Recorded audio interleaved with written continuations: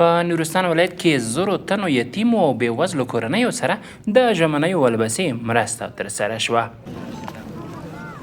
یادې مرستې د نورستان والي الحاج قاري زین العابدین عابد په هڅو د یو خیریه بنسټ له لورې برابرې شوې وې چې نن مرکز پارون کې د ښاغلي عابد په لاسونو یتیمانو، کونډو او بېوزلو کورنیو ته وسپارل شوې. ښاغلي عابد وویل د کال له پیل څخه تر دې مهاله شاوخوا 26,000 اړمنو کورنیو سره د خوراکي او غیر خوراکي توکو مرسته شوې چې نن هم له زرو کورنیو سره د ژمنیو توکو مرسته وشوه. سږ کال کې تقریبا چې موږ 26,000 کورنیو سره مرسته کړې ده او چې په دې کې یتیمانو کورنۍ دي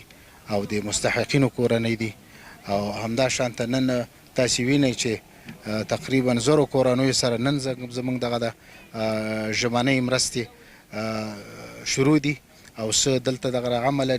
توزیع کوو او څه هلته بره ځای کې ځای ورته برابر کړی دی. انشاءالله هلته هم توزیع کیږي او انشاءالله زه د نورستان ولسونو ته اطمینان ډاډ ورکوم او چې نورې مرستې به هم ورته راځي او انشاءالله ښه په اطمینان کې دوی ته به توزیع کیږي.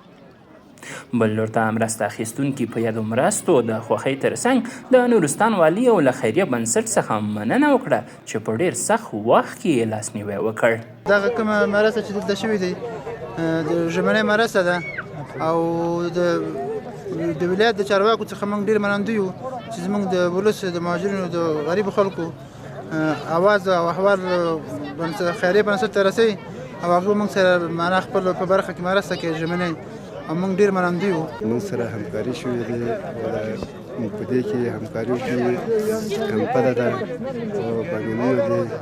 او نور څه جامې او وغیره شیونه جمپرونه دي نو په دې کې موږ ډېر خوشحال یو او آینده موږ غواړو چې همداسې